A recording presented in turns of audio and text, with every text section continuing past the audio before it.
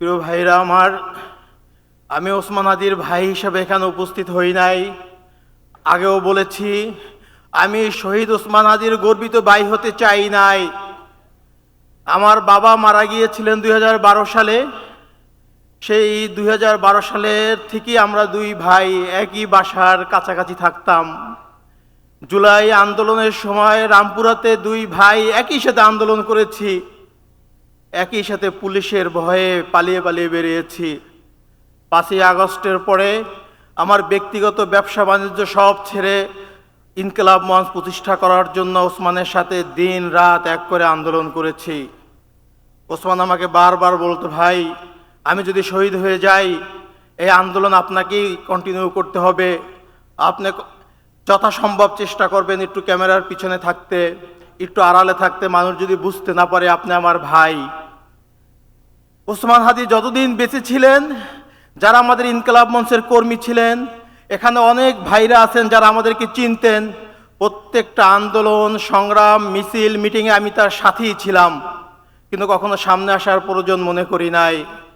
কিন্তু আজকে আমার ভাই শহীদ হওয়ার কারণে তার বিচারের দাবি নিয়ে আপনাদের সামনে আমাকে হাজির হতে হয়েছে। প্রিয় ভাইরা আমার, ওসমান হাদির চিন্তা চেতনা, চিন্তা শক্তি সারা বাংলাদেশে মানুষের কাছে পৌঁছে দেওয়ার একমাত্র মাধ্যম হতে পারে আজকে যারা এখানে উপস্থিত হয়েছেন। প্রত্যেকটা ক্যাম্পাসের প্রতিনিধি আছেন, প্রত্যেকটা জেলা উপজেলার প্রতিনিধি আছেন। আপনারা আমাকে বলেন, ওসমান হাদির আদর্শকে আপনারা বাংলাদেশের 56,000 বর্গ মাইলে পৌঁছে দিবেন। ওসমান হাদি শাহবাগে দাঁড়িয়ে বলছিলেন, এই আল্লাহর জমিনে আমরা কাউকে ভয় পাই না। আমাকে যদি হত্যা করা হয়, আমার পরবর্তী ভাইরা, আমার সন্তানরা এই আন্দোলনকে চালিয়ে নিয়ে যাবে।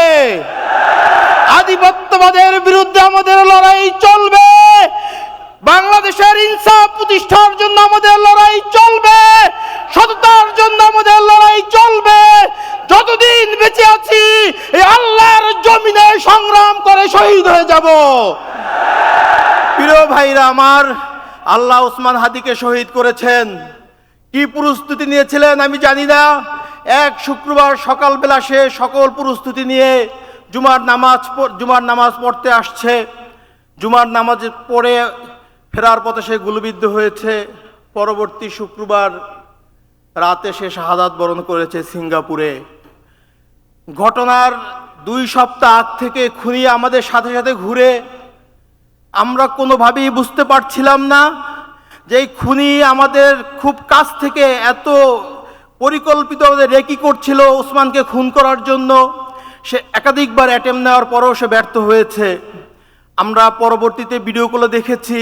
কালচারাল সেন্টারের ভিতরে তাকে শ্যুট করতে চেয়েছে, আরেকজন হঠাৎ করে চলে আসার কারণে সে শ্যুট করতে পারে নাই। কিন্তু আল্লাহ তাকে জুমাবার শুক্রবারই কবুল করেছেন, এই জন্য খুনি শুক্রবার তাকে শ্যুট করে সফল হয়েছেন। প্রিয় ভাইরা আমার, আমি আর কাঁদতে চাই না। পরিবারের দিকে তাকিয়ে আমার ছোট বোন ভাইদের আহাজারি আর দেখতে চাই না।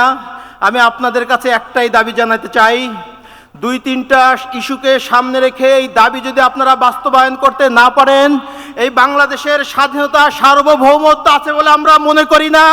যে স্বাধীন বাংলাদেশে আল্লামা দিলওয়ার হোসেন সাঈদীর সাক্ষীকে ভারতের কারাগারে পাওয়া যায়, যে ওসমানের খুনি করার 6 ঘন্টার ভিতরে বাংলাদেশ বর্ডার পার করে যায়, এই দেশের স্বাধীনতা সার্বভৌমত্ব আছে বলে আমি বিশ্বাস করি না। প্রিয় ভাইরা আমার, এই 56,000 বর্গ মাইলে আজাদির লড়াই আপনাদেরকে শুরু করতে হবে। এই মুসলিম বঙ্গে মানুষের মুক্তি আসা না পর্যন্ত আপনারা করে ফিরে যাবেন না, আমাকে ওয়াদা করেন। ভাইরা আমার, বিগত 16 বছর ফ্যাসিস্টদের কারণে মানুষের বাক স্বাধীনতা নষ্ট হয়েছে, মানুষের মৌলিক অধিকার নষ্ট হয়েছে, মানুষের জীবনের কোনো নিরাপত্তা নাই। আমরা ঠিক সেই আশঙ্কাই করতেছি, আবার সেই ভয়ের রাজ্যে বসবাস করার দিকে যাচ্ছি।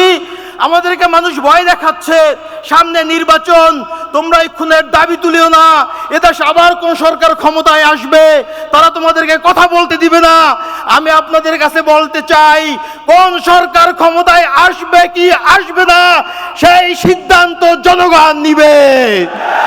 যদি আপনারাই কোন সরকার ক্ষমতায় আসবে আওয়ামী লীগের মডেলে নির্বাচন করে আবার আধিপত্যবাদীদের ক্ষমতায় আনতে দেন, এর জন্য আপনারাই দায়ী থাকবেন। প্রিয় ভাইরা আমার, ওসমান হাদির ভাই হিসেবে বলতে চাই নাই, একজন সহযোদ্ধা হিসেবে বলতে চাই, আগামীর বাংলাদেশ কিভাবে নির্মাণ হবে সেই সিদ্ধান্ত আপনাদেরকে নিতেই হবে।